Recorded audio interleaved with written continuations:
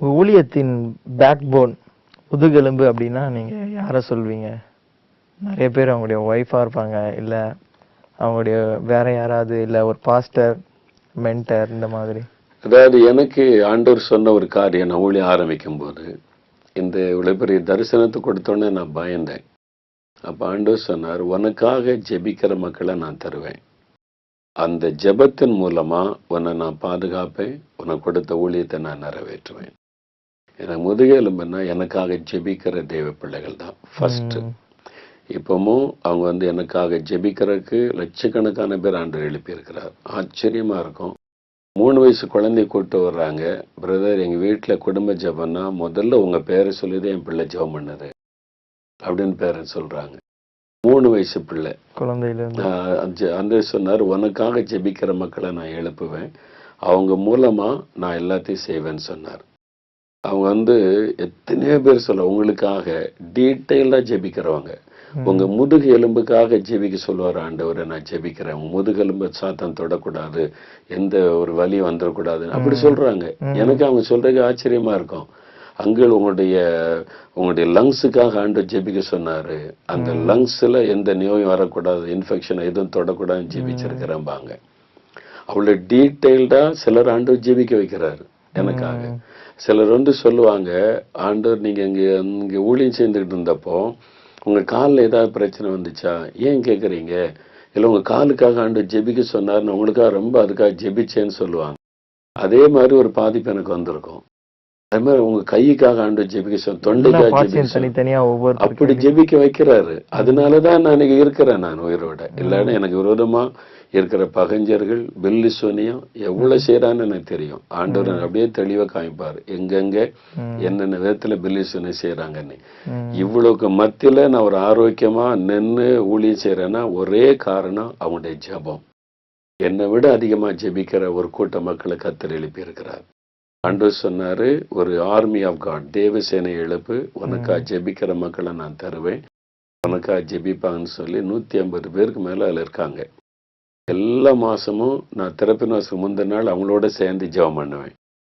அவங்க மெட்ராஸ்ல இருந்து வருவாங்க, அவங்க பல தமிழ்நாடு ஃபுல்லா இருந்து வருவாங்க, பல இடத்துல கட்டாயம் மாசத்துல ஒரு நாள் வந்துருவாங்க. எந்த பிரதிபலனும் எதிர்பார்க்காம, அவங்க காசு செலவு பண்ணி எந்த பிரதிபலனும் எதிர்பார்க்கல, எனக்காக ஜெபிக்க ஆண்டவர் சொன்ன, நான் எழுப்பி தருவேன்னார்.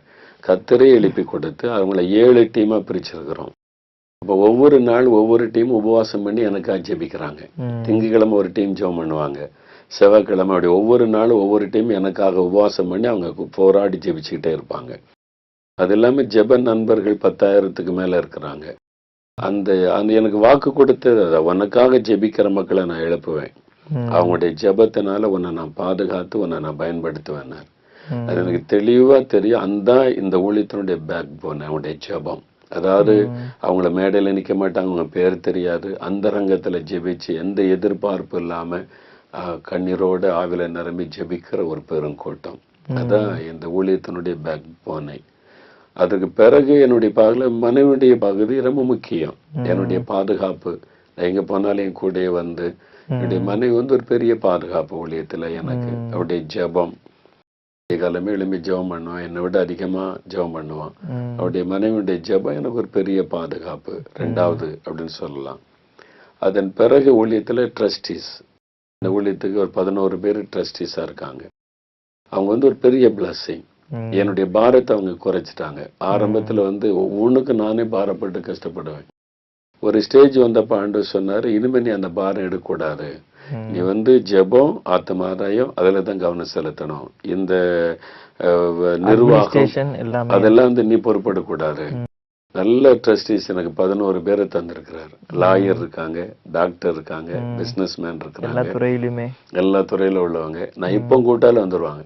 இன்னைக்கு நைட் ஃபோன் பண்ணி நாளைக்கு வரணும் பிரதர்னா வந்துருவாங்க. யாருமே அவங்களுக்கு பிசினஸ் இருக்கு, குடும்பம் இருக்கு, எல்லாத்தையும் விட்டுட்டு வருவாங்க. அந்த ஃபேமிலிஸ் அவங்களும் சப்போர்ட்டா இருக்கனால தான் முடியுது, வந்துருவாங்க. மாசந்தோறும் இங்க வந்துருவாங்க. மாசந்தோறும் அட்லீஸ்ட் ஒரு 4-5 ட்ரஸ்டீஸாவது வந்துருவாங்க. நிர்வாக காரியங்கள் எல்லாம் பொறுப்படுத்தி நான் இதை நீங்க செய்யுங்கன்ட்டா உயிரை கொடுத்து செய்வாங்க. அது மாதிரி நல்ல அவங்க இந்த ஊழியத்துல எந்த ஆதாயமும் அவங்க எதிர்பார்க்கல. அவங்க பணத்தை செலவு பண்ணுவாங்க ஊழியத்துக்காக. இந்த ஊழியத்துல இருந்து ஒண்ணு கிடைக்கும் அப்படின்னு கிடையாது. அவங்க சொந்த பணத்தை ஊழியத்துக்கு செலவு பண்றவங்கள தான் கர்த்தர் எங்களுக்கு ட்ரஸ்டீஸா தந்திருக்கிறார். அது மாதிரி நல்ல ட்ரஸ்டீஸ். அந்த குடும்பம், அந்த குடும்பமே ஹெல்ப் பண்றதுனாலதான் அவங்களும் உதவி செய்யும். அது ஒரு பெரிய பிளஸிங். அதுக்கு அடுத்த ரவுண்டு பாத்தீங்கன்னா எங்களுடைய லீடர்ஸ். எங்க ஊழியத்துல 200 பேருக்கு மேல இருக்கிறாங்கன்னா ஒரு 15-18 லீடர்ஸ் இருக்கிறாங்க. அந்த லீடர்ஸ் அவங்களுடைய தியாகம். ஒவ்வொரு டிபார்ட்மெண்ட்டுக்கும் ஒரு லீடர் இருக்காங்க. மிஷனரி டிபார்ட்மெண்ட் ஒரு லீடர், அப்புறம் காஸ்பல் இதுக்கு ஒரு லீடர் இருப்பாங்க, அப்புறம் ப்ரேயர் டிபார்ட்மெண்ட் லீடர், ஃபைனான்ஸ், ஒவ்வொரு டிபார்ட்மெண்ட் ஒரு லீடர் இருப்பாங்க. எவ்ரி மந்த் நாங்க கூடுவோம். லீடர்ஸ் எல்லா மாசத்துல ஒரு நாள் லீடர்ஸ் மீட்டிங் இருக்கும். சேர்ந்து ஜெபம் பண்ணுவோம், சேர்ந்து ட்ரஸ்டீஸும் வருவாங்க.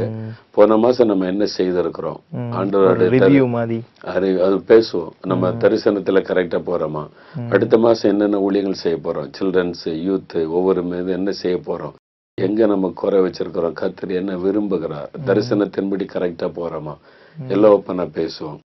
அதுல நான் எழுப்பினேன்னு நான் தான் லீடர், நான் சொல்றபடி எல்லாம் செய்யுங்க அப்படி நடத்த மாட்டோம். நாங்க அத ஃபேமிலி, நாங்க இயேசுடிக்கிற குடும்பமா எல்லாரும் பேசணும். நான் சொல்லிட்டு உங்க ஆலோசனை வேணும், எல்லாருமே சொல்லணும். யாருமே பயப்பட மாட்டாங்க. எல்லாருமே உரிமை இருக்கு. ஏன்னா எல்லாரும் நாங்க சேர்ந்து நம்ம ஊழியம் செய்யறோம். அப்ப இந்த ஊழியத்தின் எஜமான் இயேசு. நான் ஆரம்பத்தில் என்ன பண்ணேன்னா, ஆண்டவரே என் ஊழியத்தை ஆசீர்வதியும், இயேசுடிக்க என் ஊழியத்தை ஆசீர்வதின்னு ஜெபம் பண்ணுவேன். சில மாதங்கள் ஆண்டவர் சும்மா விட்டாரு. ஒரு நாள் நான் அப்படி ஜெபிக்கும் போது சொன்னாரு, கொஞ்சம் இரு, ஒரு காரிய தீர்மானமா எனக்கு தெரியணும். என்ன ஆண்டவர், இது உன் ஊழியமா என் ஊழியமான்னு. எனக்கு அப்பதான் ஸ்ட்ரைக் ஆச்சு. அது வரைக்கும் என் ஊழியன்னு ஜெபிச்சுக்கிட்டு இருந்தேன்.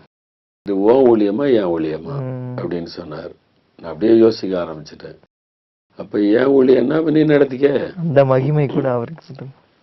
நான் சொன்னேன், நான் தப்புன்ட்டு ஆண்டவர் என்ன பண்ணீங்க, ஊழியம் உம்முடையது, நம்முடைய வேலைக்காரன், நீர் என்ன சொல்றீரோ அதை நான் அதை செய்யறேன், ஊழியம் உம்முடையது.